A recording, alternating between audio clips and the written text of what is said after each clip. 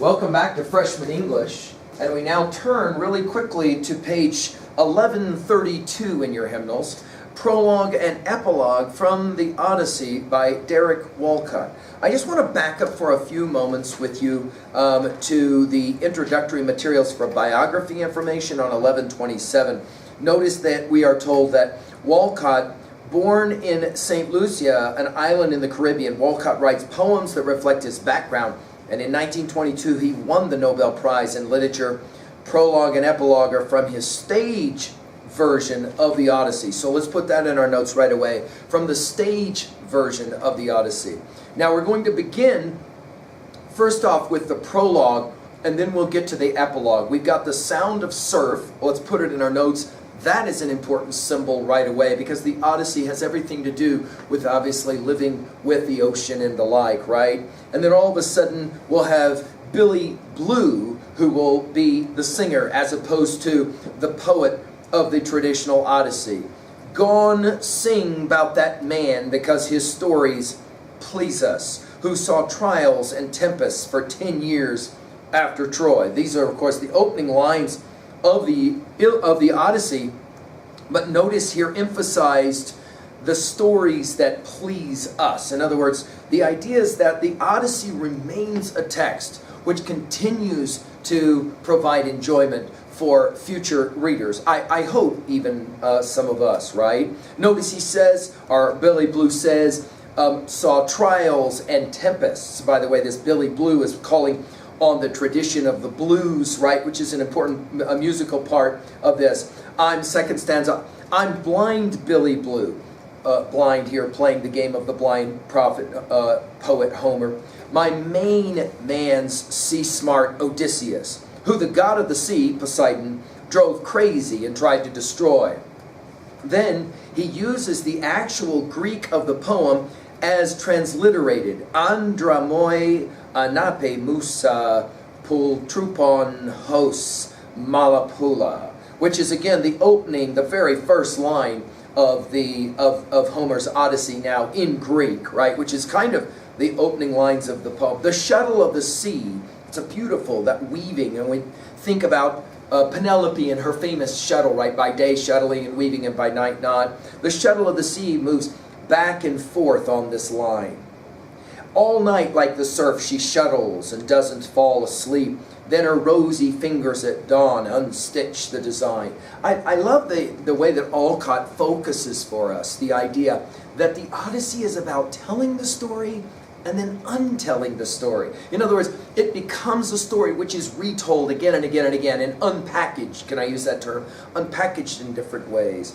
When you hear this chord, and then there's a chord that plays, look for a swallow's wings, a swallow arrowing seaward like a messenger. Birds play an important role in the Odyssey. Passing smoke blue islands, happy that the kings of Troy are going home and its 10-year siege is over. For 10 years, of course, at the walls of Troy. That's the story, of course, finished in the Iliad for us, right? So my blues drift like smoke from the fire of that war, because once Achilles was ashes, that is to say Paris jacked him, right? Things sure fell apart. Now this notion of things fall apart is a tribute to a poem by W.B. Yeats called Second Coming. And Achebe wrote a novel called Things Fall Apart, and Walcott is playing a similar kind of game. In other words, let's pay attention to a possible two-way message here. After a war, supposedly we're supposed to have, okay, finally we've got peace, and things fell apart. Certainly they did for Odysseus. Slow striding Achilles, who put the hex on Hector, a swallow twitters in Troy. That's where we start, and then we have exit. And then on to page 1133, the epilogue. Billy Blue sings, I sang of that man against whom the sea still rages, who escaped its terrors, that despair could not destroy. Since that first blind singer, others will sing down the ages of the heart in its harbor, then long years after Troy. After Troy. Two things here for your notes really quickly.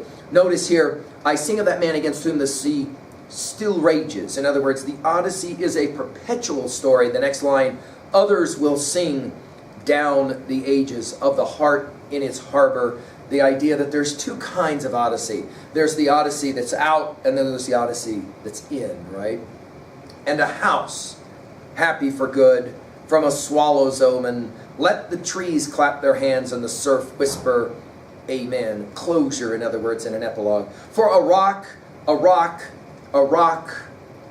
steady woman, let the waves clap their hands and the surf whisper, amen. Oh, what a beautiful rendition here Walcott's given to us, and reminding us of two things simultaneously, the genius of it. Of course, between a rock and a hard place was our Scylla and Charybdis, remember? But notice here, he's going to celebrate Penelope as a rock steady woman, right?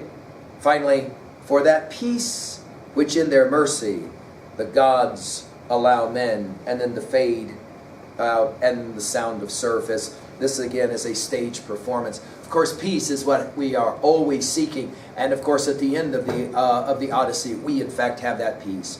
Well, let's concentrate now into a themes messages. Here, Walcott is going to concentrate on at least two things. One, the Odyssey of Odysseus. That is that going out and that coming back, and all of the trials that are associated with that. And then number two, the Odyssey of Penelope, who, while not traveling, journeyed. And it was a difficult time for her as well. At level 2B, well, let's pay attention to the adaptation here of the Odyssey, right? And notice the power of symbolism. The rock, which is, of course, what waves do as well, moving, rocking back and forth, but also the rock that is Penelope, right? In other words, she's strong. She's a strong woman, and for that, we have to respect her and enjoy the power that she will represent and symbolize. At level 3A, well, obviously this is a way to adapt the Odyssey in really beautiful and profound ways. For you, what is the text that best kind of plays off of a classic text? Maybe it's a video game for you, maybe it's a movie or a TV show. You might want to jot down, Oh Brother, Where Art Thou is a movie that the Coen brothers made a film where they kind of play off of this, and several of you are smiling because obviously you've seen this. It's a great, great film. I certainly would recommend it to you as a really fun adaptation of a classic text. And finally at 3B, we've written on this, and yet I'll have you to answer it again. Why do you think the Odyssey remains such a powerful text? I mean, what is it that makes the Odyssey such a remarkably still current text, right? That is to say, others will sing down the ages of the heart in its harbor. Why is that? Well, I hope that you've enjoyed our study of the Odyssey, and I hope that Walcott's little translation here and rendition helped us even more appreciate it. Thank you.